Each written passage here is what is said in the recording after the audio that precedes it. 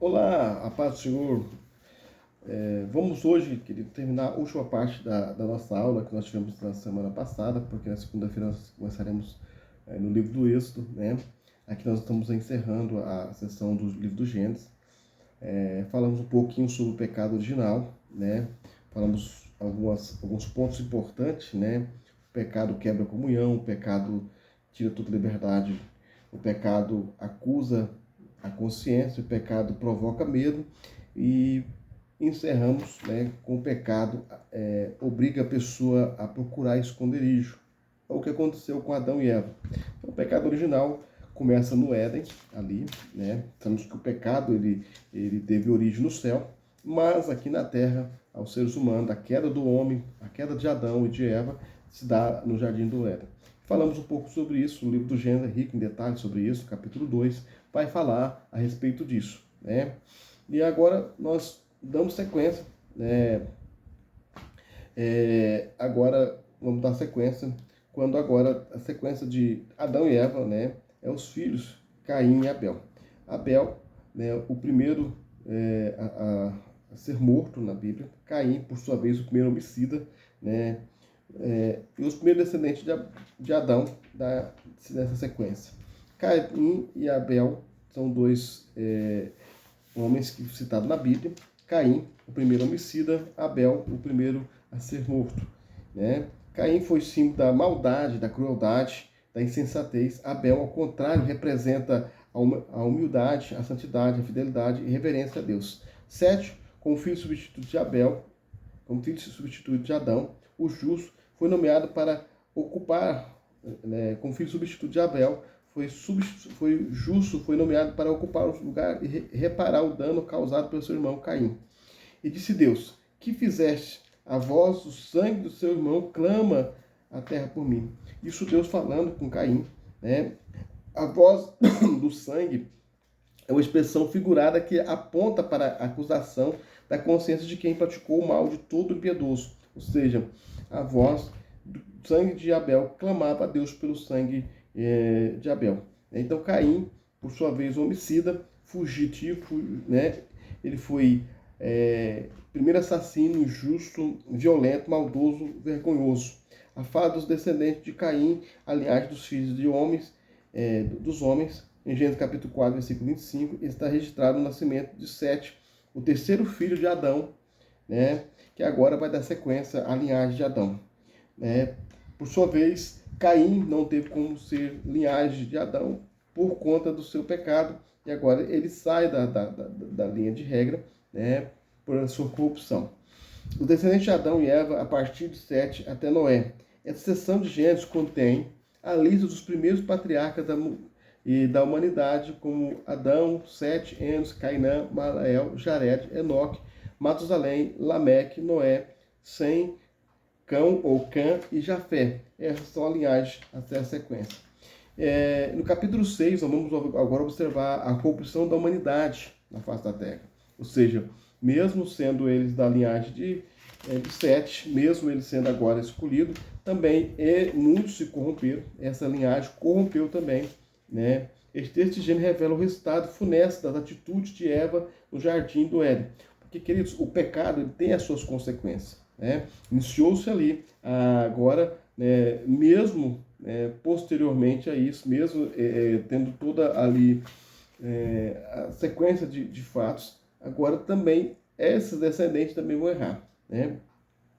E no Éden, bem como os erros de Adão, em dois aspectos principais. Primeiro aspecto do erro de Adão lá no Éden, deixar sua esposa protegida espiritualmente. E segundo, aceitar a sua proposta para desobedecer a Deus. O erro de Eva, por sua vez, também foi duplo. Primeiro, dar atenção para Satanás na ausência do marido. E segundo, convencer o marido a pecar contra Deus. A mulher tem grande poder de persuasão e ela quis se utilizar dessa capacidade causa terríveis prejuízos para si mesmo e para as outras pessoas. Então, Adão teve os seus dois aspectos, né? O aspecto principal, né? Deixar a esposa desprotegida espiritualmente, ou seja, não guardou.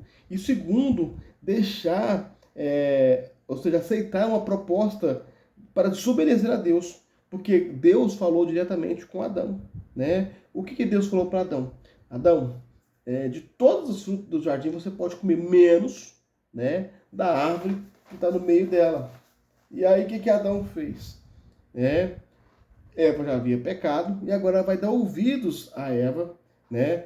Eva, por sua vez, desprotegida, ouviu a voz da serpente, pecou, não aconteceu nada, ela comeu, mas quando Adão come, agora o resultado da desobediência acontece. Então, queridos, o pecado ele sempre vai ter a sua conta. Tanto é que eles perdem o jardim e agora o ser humano, a sua descendência agora começa, irmãos, a gerar pecado. Então, a humanidade, irmãos, agora vai entrar numa decadência terrível, né? Uma decadência pecaminosa. Por causa de quê? Por causa do pecado. As ações do adversário estavam sobre a face da terra. Né? Como o pecado foi gerado ali no Éden, e agora eles estão debaixo da lei do pecado, porque agora eles estão desprotegidos da proteção de Deus, e agora eles vão viver as consequências disso.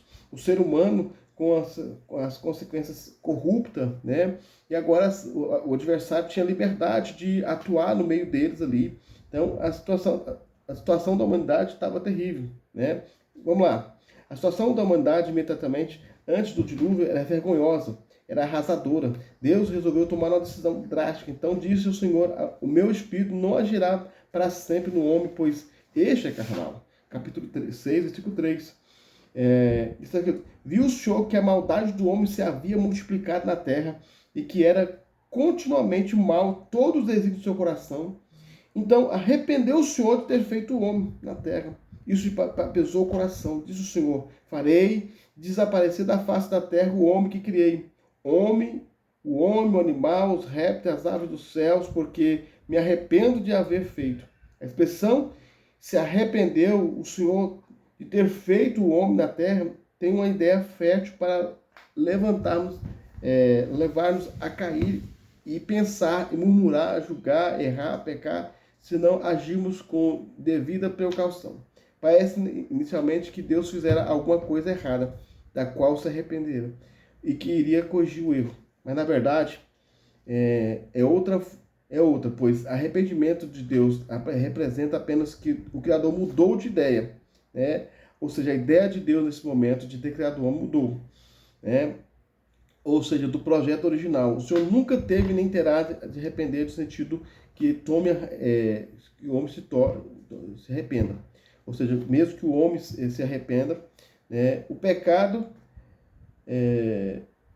corrigindo, o Senhor nunca teve e nem terá de se arrepender no sentido em que o homem se arrepende. Ou seja, mesmo o homem quando peca se arrependa. O Novo Testamento diz que Jesus é o Pai e o Pai são um. Logo, no Antigo Testamento, o texto se vê com clareza que Deus nunca errou e por isso jamais teve que se arrepender, corrigir ou restaurar a consciência. Vale lembrar aqui que a linguagem, essa linguagem é uma linguagem antropomorfóbica, ou antropopatismo, deve ser consultados, entendidos para facilitar a interpretação de certas expressões, sentimentos e obras aparentemente humanas ou atribuídas a Deus. Estamos na página 37. Deus pune os pecados através do dilúvio, né? Então agora Deus resolve punir o pecado do homem através do dilúvio.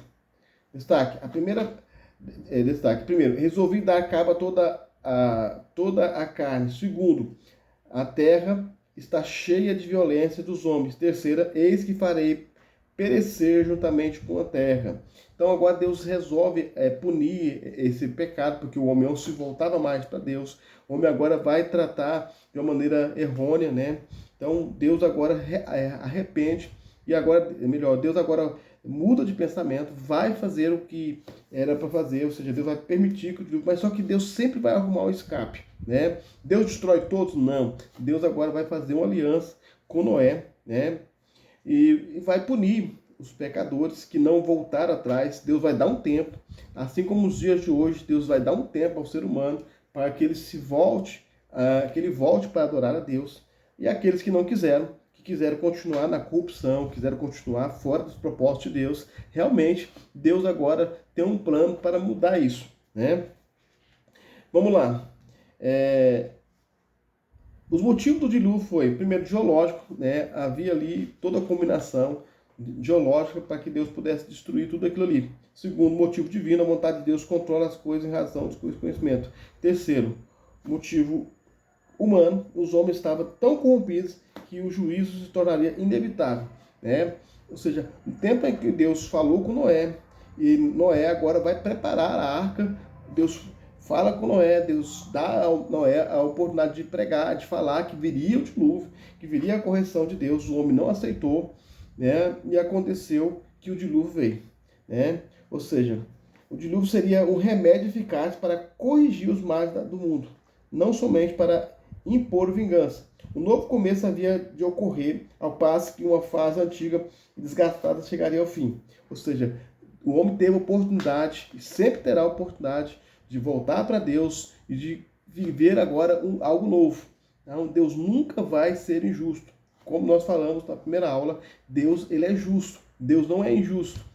Assim como Deus teve a oportunidade de destruir Satanás lá no céu, Deus deu a oportunidade, né, das pessoas e dos anjos também saberem quem era quem. Então Deus sempre vai dar a oportunidade de nós conhecermos aquele que quer escolher o caminho da verdade, aquele que quer escolher o caminho justo e aquele que não quer. Então Deus alguém nunca vai ter isso no coração, melhor, ter material para isso, dizendo que Deus é injusto. Não, Deus é justo. Então Deus fala que vai destruir a humanidade, e dá aos homens a oportunidade de se reconhecerem. Mas eles, por sua vez, não acreditaram e continuaram pecando, continuaram fazendo o que era mal, continuaram fazendo tudo que era incorreto, de uma forma terrível, né? As pessoas não respeitavam a família, as pessoas não respeitavam o direito do outro, né? As pessoas não respeitavam a vida, enfim. Deus agora permite a situação para corrigir realmente, né?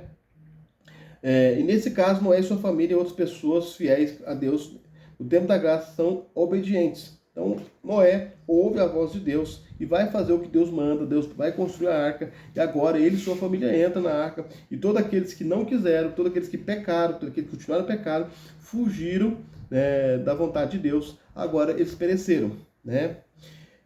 E a quarta parte, a história da humanidade do dilúvio, a chamada de Abraão. O primeiro ato legislativo após o dilúvio foi estabelecer uma nova aliança, uma aliança com Noé.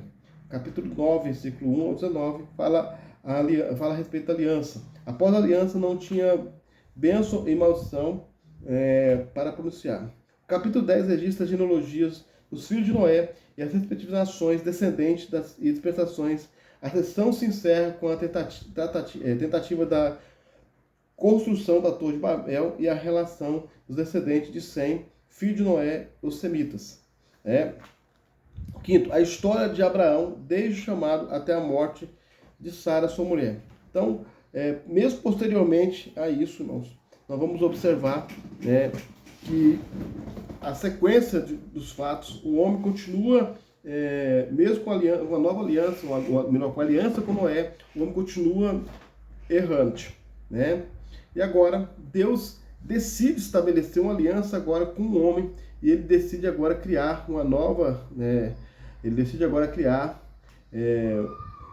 um novo povo, uma nova nação, e Deus faz uma aliança com Abraão. A história de Abraão, desde a chamada até a morte de Sara, sua mulher. Então, nessa quinta parte, os primeiros 11 capítulos do Gênesis abrange aproximadamente 2000 anos, e quando Deus chama Abraão na terra de Ur dos Galdeus, e agora ele estabelece agora esse propósito com Abraão. A história vem de Abraão, a chamada de Abraão, e a história de Abraão, porque Deus fez algumas promessas a Abraão que diz respeito a ele mesmo, a nação de Israel.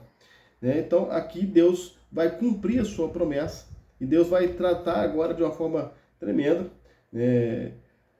ou seja, a promessa de salvação, a promessa de redenção, porque o sacrifício que antes estabelecido não gerava a comunhão que precisava. Vamos lá. O que seria dado uma terra, Deus promete a terra de Canaã a Abraão. Segundo, que ele seria um pai de uma nação, né? E terceiro, que a partir da terra e da nação, todas as famílias seriam abençoadas. Na prática, o cumprimento dessa profecia divina seria por meio de Cristo Jesus. Então, aqui Deus estabelece isso. No início, Deus falou de um modo generalizado acerca da redenção por meio da semente da mulher, o que não ficou explicado naquela época. Mas essa redenção foi limitada ao sair de uma única nação descendente de Abraão. A nação de Israel, durante o tempo em que Abraão viveu, Deus confirmou a sua aliança com ele em algumas oportunidades, autenticando assim a promessa. Sexto, a história de Isaac do casamento, a aliança dele com Abimeleque. Então, sexta parte vai falar um pouco da história de Isaac e do casamento e da aliança, né? A história completa de Isaac, na verdade, está contida no capítulo 17 ao 35 do Gênesis. Neste trecho bíblico se vê um homem quieto, calmo, sossegado, diferente do pai. O nascimento de Isaac foi prometido por Deus depois da idade normal de geração dos filhos, tanto para Abraão quanto para Sara. Foi provido sobre o altar de sacrifício como se fosse o cordeiro.